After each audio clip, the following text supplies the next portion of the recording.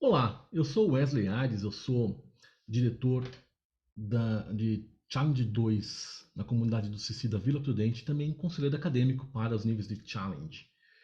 E hoje eu vou conversar com vocês sobre a educação dos grandes pensadores. Bom, Christopher Perry, que é um especialista em educação clássica americano, ele diz que a educação clássica é uma tradição antiga de se fazer boas perguntas e procurar por respostas. Bom, pensando nisso, então, eu quero fazer uma pergunta para vocês. Por que a educação clássica é chamada educação clássica? Você já parou para pensar?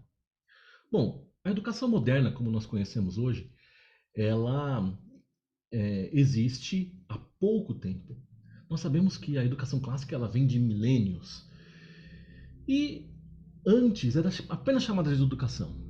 Ela passou a ser chamada de educação clássica porque surgiu algo no lugar, algo que tomou o seu lugar, que hoje nós conhecemos como educação moderna que temos aí. De qualquer maneira, a educação clássica ela é responsável pelo desenvolvimento intelectual dos grandes pensadores através da história. Bom, aí eu posso citar alguns como Abraham Lincoln, Oliver Holmes, William Bryant, J.K. Chesterton, C.S. Lewis, J.R. Tolkien. Bom, esses são apenas alguns dos mais recentes, né? Para não falarem aí que a educação clássica é coisa da antiguidade. Se fôssemos para a antiguidade, poderíamos citar Sócrates, Platão, Aristóteles, Cícero e muitos outros. E nem passamos pela Idade Média. Bom, aqueles que escolhem a educação clássica reconhecem que existe uma riqueza de sabedoria, conhecimento, beleza na tradição criada no passado. O Dr. Perrin ele nos diz o seguinte: nós não conseguimos achar um alimento que realmente nos sustente nos métodos do presente. Ele continua dizendo: nós temos sido entretidos e não alimentados. Nós estamos sendo distraídos, mas não instruídos. Esse é o sistema educacional moderno que nós conhecemos hoje em dia. Esse sistema ele falhou. Por isso, muitos pais têm se voltado para o passado, procurando um método que é testado, provado, depurado, que instrui e alimentou e equipou autores, pensadores e famílias por séculos, antes de ter sido deixado de lado pela promessa da modernidade. O método clássico ele não dispensa ou ignora as descobertas da modernidade, mas ele facilita essas descobertas como sendo uma poderosa ferramenta no processo do pensamento. Tudo que é necessário para que uma tradição morra é que uma geração pare de transmitir o conhecimento do passado. J.K. Chesterton disse que a educação clássica é dizer a verdade para o último bebê nascido, ou seja, contar e explicar e ensinar o mundo para o bebê que acabou de nascer, falando sempre a verdade, né? Ou seja, de novo, ele diz que a educação clássica é dizer a verdade para o último bebê nascido.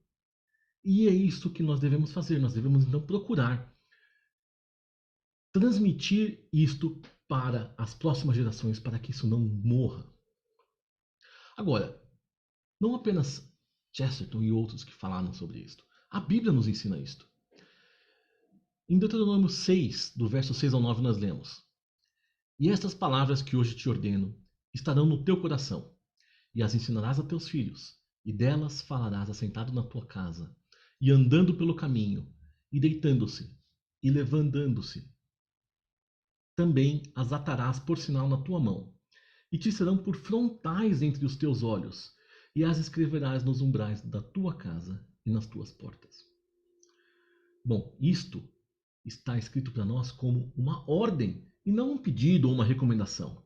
Nós devemos falar e ensinar das coisas para os nossos filhos, da verdade para os nossos filhos. E nós devemos, então, ensiná-los constantemente. A tradição clássica começou a ser deixada de lado por volta ali dos anos 1800, quando Horace Mann decidiu modernizar a educação e instituir essa educação progressista. Já por volta de 1950, esses métodos progressistas já tinham dominado a educação no mundo inteiro. Ou seja, em menos de 200 anos, o método educacional foi completamente alterado. E, claro, bom, eu queria dizer para vocês que essas mudanças foram boas, mas eu tenho certeza que vocês já viram aí as evidências comprovando o contrário. Eu quero falar rapidamente sobre uma pessoa, não muito conhecida pelo público brasileiro, mas cuja vida tem alguns fatos interessantes. Eu quero falar para vocês sobre Nathaniel Bowditch, que é conhecido nos Estados Unidos como o pai da navegação. Ele começou a estudar matemática, latim, espanhol, francês, contabilidade quando ele tinha apenas 9 anos de idade. E rapidamente dominou esses assuntos. Ele aprendeu por conta própria o manual de navegação existente na época dele. E conseguiu encontrar mais de 1.200 erros nesse manual. Depois dos 21 anos de idade, ele foi trabalhar como marinheiro. E ele, então, se tornou capitão e começou a ensinar os outros o que ele tinha aprendido, chegando a escrever o seu próprio manual de navegação. Um manual que é usado até hoje como uma referência para a navegação marítima. Aos 25 anos, sem nunca ter pisado numa sala de aula, ele conseguiu seu diploma em Harvard. O interessante também é lembrar e entender que Harvard, para entrar em Harvard, os alunos precisavam saber latim, grego e muitas outras coisas. O critério para entrar em Harvard era muito diferente do que é hoje. Bom, as crianças hoje em dia elas não sabem aprender nada sozinhas. Nós vemos a dificuldade que os pais e os alunos estão tendo nessa pandemia, né? As crianças elas dependem dos professores para cada detalhe do que elas precisam fazer. A gente pode dizer assim, uma comparação que a, a educação tradicional ela é como um kit de Lego. Eles são um kit que é apresentado para os nossos filhos. E eles então são capazes de montar lendo o manual de instruções. E têm assim grandes resultados, produzem grandes coisas.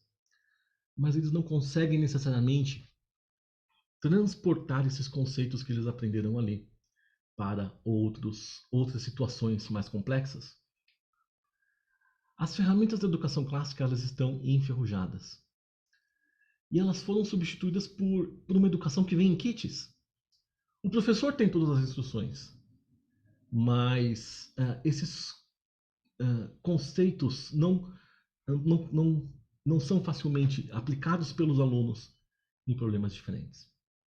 Nós precisamos, então, resgatar a educação que produziu os grandes pensadores da história da humanidade. E, de alguma forma, resgatar o conhecimento humano, resgatando, assim, a educação dos nossos filhos. Muito obrigado.